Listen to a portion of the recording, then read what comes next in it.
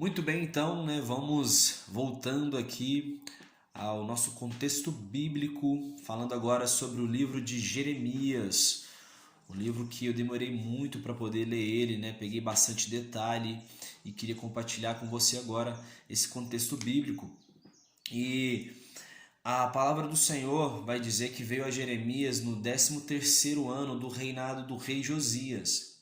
O rei Josias, só para a gente entender esse contexto, ele reinou em Judá e os reis que estão anteriores a ele é o rei Amon e o rei Manassés. Manassés foi aquele homem que ele acabou com o culto em Jerusalém. Ele colocou até mesmo ídolos dentro do templo do Senhor, estabeleceu idolatria, né, em toda a cidade, matança, as ruas de Jerusalém foram banhadas de sangue. O seu filho Amon fez a mesma coisa, reinou por 2 anos, Manassés reinou por 55 anos. E agora nós temos Josias, que reinou por 31 anos. Então, no 13º ano do reinado de Josias, nós temos agora o profeta Jeremias. E o rei Josias, ele vai reparar, ele vai fazer uma reforma religiosa em Jerusalém. Então agora ele vai remir todas as práticas erradas que Manassés fez.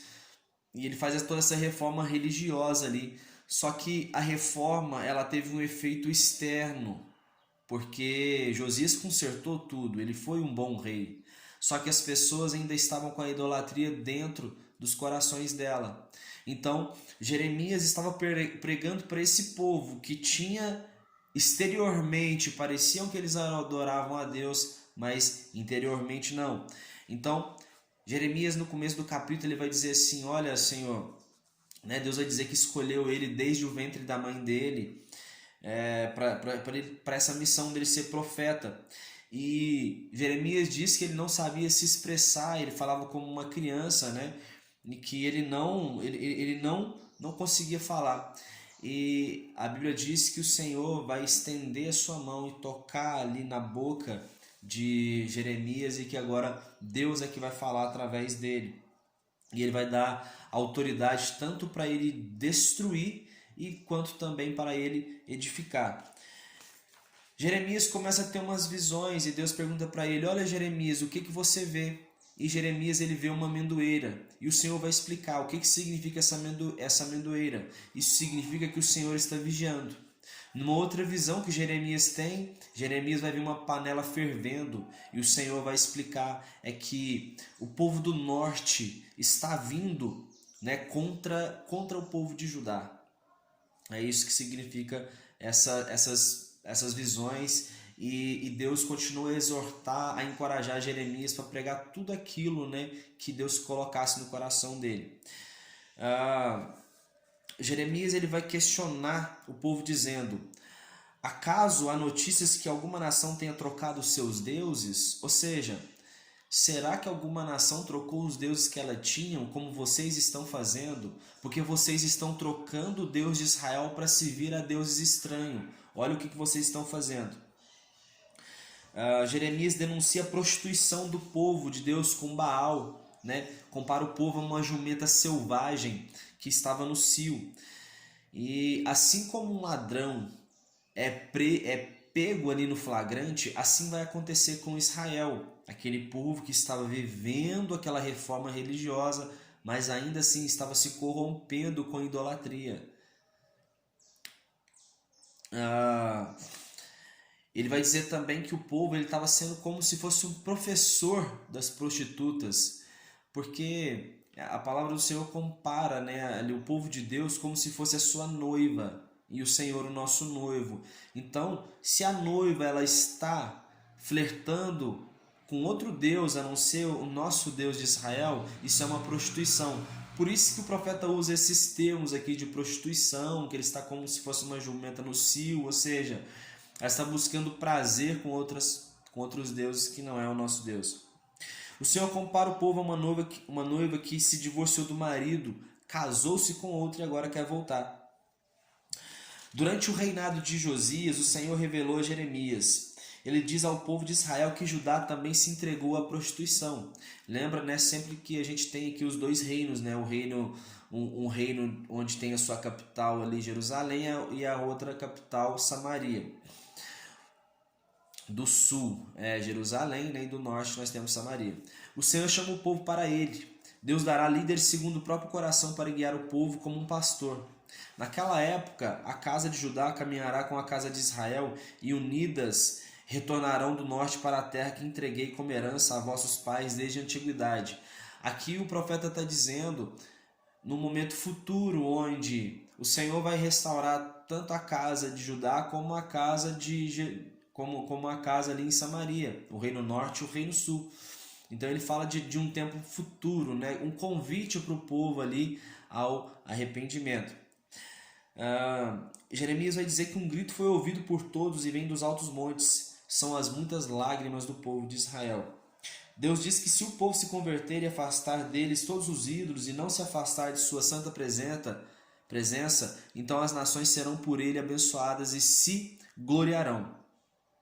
O Senhor pede para eles se purificarem. É uma mensagem que Jeremias está dando aqui.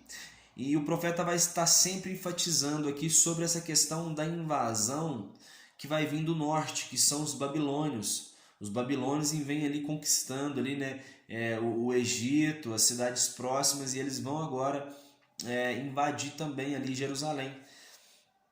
Então, ele clama o povo para se purificar, né, das maldades. Todavia, né, o povo eles estavam sendo imaturos para poder compreender o que Jeremias estava dizendo, mas eles eram hábeis e espertos para cometer todo tipo de maldade, todo tipo de pecado. Então havia uma incoerência ali. O povo estava, na verdade, fazendo aquilo que eles queriam fazer. Agiam de forma imatura, mas para servir a Deus era uma coisa, para servir a outros deuses eles eram bem espertos. Jeremias ele vai ter uma visão agora e ele vai ver assim, olha, então eis que olhei para a terra e ela era sem forma e vazia. Tentei contemplar os céus, mas a sua luz havia desaparecido. As montanhas tremiam e observei que não havia mais seres humanos e todas as aves do céu tinham fugido em revoada. A terra antes fértil se tornou um deserto. Diz que Israel se enfeita, mas será em vão suas pinturas e embelezamentos. Deus diz para Jeremias para ele percorrer a cidade e ver se há pelo menos alguém justo ali, como fizeram ali em Sodoma e Gomorra, mas Jeremias não encontrou ninguém, nenhum homem justo. Eles juram falsamente aquele povo, o povo de Israel, né, faziam tudo de forma falsa. Jeremias ele pensou assim, que ele andou ali, falou somente com as pessoas mais pobres, então era normal essas pessoas mais pobres, mais ignorantes, mais humildes, não terem conhecimento, né, do que sobre a forma correta de adorar a Deus. Mas aí ele procura agora os mais cultos, as pessoas mais espertas ali, né, os anciões da sociedade. Mas acontece que vê o mesmo tipo de prática que estava ocorrendo ali entre os mais pobres. Então ele vê que realmente o povo estava todo corrompido. O povo estava sendo infiel ao Senhor.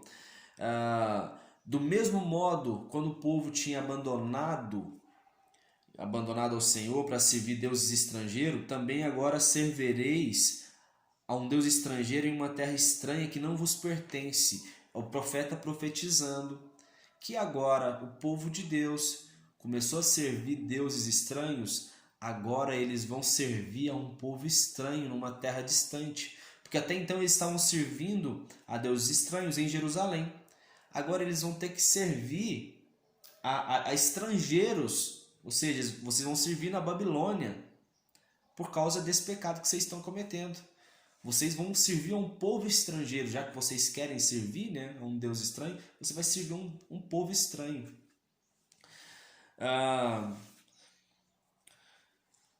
O povo está poderoso e rico, estão gordos e sorridentes. Perceba uma coisa também aqui, havia prosperidade ali em Jerusalém, o povo estava sendo próspero, então por isso que eles não estavam se preocupando tanto em adorar a Deus, afinal, né, estava dando certo os seus negócios, então não tinha preocupação em servir a Deus. Não se empenham mais, olha o que o Senhor exorta, não se empenham mais pela causa dos órfãos, tampouco defendem o direito dos pobres. Perceba esse tempo aqui, perceba que é um tempo onde eles não estavam tendo falta de nada. Financeiramente, bens materiais, eles tinham tudo isso. Outro mal é que os profetas professam mentiras e os sacerdotes governam de acordo com seus próprios critérios. Olha, o sacerdote faz as coisas conforme os seus próprios critérios e ainda mais, o povo está concordando com tudo isso. Olha o que Jeremias está denunciando.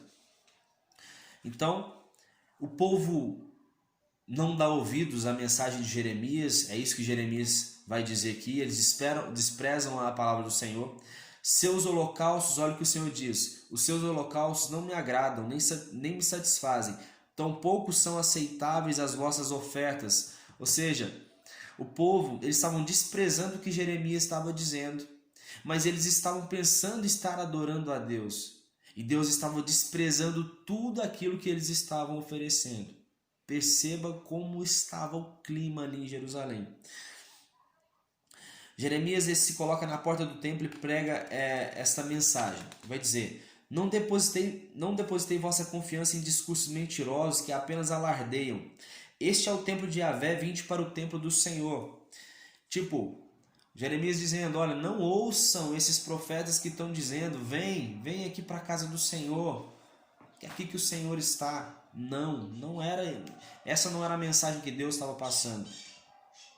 Deus estava dizendo assim, que era a mensagem que Deus estava dando para Jeremias, para o povo se arrepender, para o povo realmente se arrepender dos pecados que eles estavam fazendo, abandonar a idolatria, porque isso iria causar destruição. A Babilônia iria vir e ia acabar com Israel, mas o povo não dava ouvido.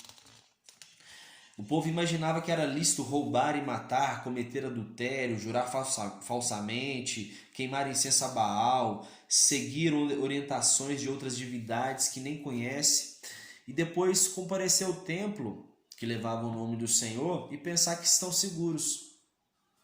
Ora, o Senhor vai até dizer, a única coisa que eles estão seguros é de continuar fazendo todas essas práticas, sem que o Senhor os ouça. Então eles estavam realmente querendo servir a Deus da forma como que eles queriam servir. O povo, se ajuntava para adorar a Deus Astarote, chamada Rainha dos Céus. E Deus dizendo que vai mandar sentença contra o povo. Que desde o Egito o Senhor manda profetas para poder falar com o seu povo, mas eles não ouvem.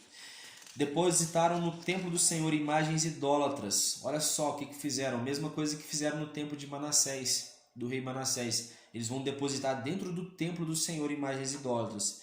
Eles constituíram no alto de Tofete, no vale de Ben-Rimon, a fim de queimarem seus próprios filhos com holocaustos. O que acontecia? Esse vale de Ben-Rimon era um depósito de lixo.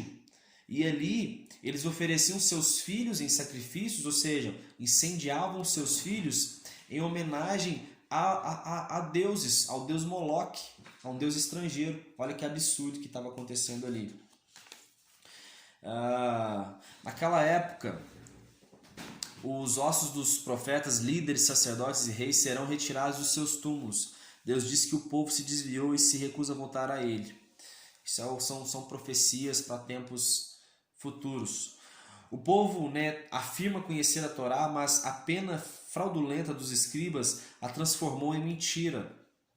Ou seja, a palavra do Senhor continua, a Torá ainda continua sendo a verdade, mas a pena, ou seja, aquilo que os escribas, aquilo que o povo está pregando, está invalidando aquilo que está na Torá. Desde o menor ao maior são todos ávidos de lucro, todos praticam falsidade. Deus quis recolher a colheita deles, mas não achou figos na figueira, nem uvas na videira. Ou seja, esse povo estava dizendo aí que me adorava e eu realmente quis buscar adoração ali. Mas eu fui ver, não tinha figo na figueira, ou seja, não tinha fruto. Essa adoração era falsa e não tinha uvas na videira. Não tinha fruto, esse povo não tinha nada para poder apresentar. Jeremias diz estar destruído com a devastação que se abateu sobre todo o povo. Chora e lamenta choro e lamento ao extremo do meu ser. Choro e lamento ao extremo do meu ser. O pavor e a tristeza se apoderam de mim. Quisera Deus, e aí Jeremias, como é tido como profeta chorão, né, ele começa a se lamentar, porque ele estava dando uma mensagem para o povo e o povo não ouvia. E ele vai dizer: quisera Deus a minha cabeça fosse uma fonte de água e os meus olhos um manancial de lágrimas. Eu prantearia noite e dia por todos quantos tombaram, pelos muitos mortos de meu povo. O meu povo são um bando de traidores. A língua desse povo é como um arco preparado para atirar. Estão treinados para falar mentiras e não refletem sobre seus pecados. Deus diz que dará a esse povo comida amarga e água envenenada. E assim a gente vai terminando aqui nessa primeira parte do livro de Jeremias, falando bem sobre o contexto que está nesse livro, né? E basicamente a gente vai entender aqui que há um momento de prosperidade que o povo está vivendo, prosperidade financeira, bens materiais, mas ainda assim o povo ele está esquecendo o principal, que é a adoração ao Senhor. O rei Josias começou a fazer essa reforma religiosa de uma forma externa, mas no interior todos estavam corrompidos. Eu aguardo vocês aqui na segunda parte. Fiquem com Deus e até mais.